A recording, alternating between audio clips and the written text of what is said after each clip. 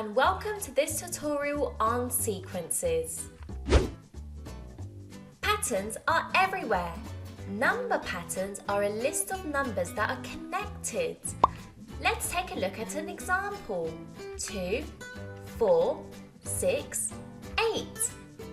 Each number in a sequence is called a term. So what's the rule for the next number? Well, to get to the next number, we need to add 2.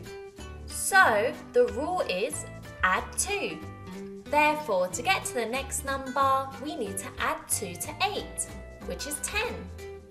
Simple. Let's take a look at some other types of sequences.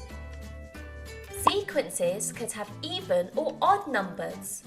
Look at this sequence: 8, 10, 12, 14 and 16. So, what's the rule? The difference between each term is plus 2. So, the rule is add 2. Let's take a look at a sequence of odd numbers. 9, 11, 13, 15 and 17. So, what's the rule? The difference between each term is also add 2. So, the rule is simply to add 2. Let's take a look at an arithmetic sequence. 4, 11, 16, 23 and 30. For arithmetic sequences, we add or subtract from the previous term. We can see that to get from 4 to 11, we need to add 7.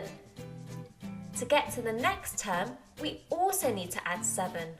Therefore, the rule is to add 7. Let's take a look at a geometric sequence. 4, 12, 36, 108, 324.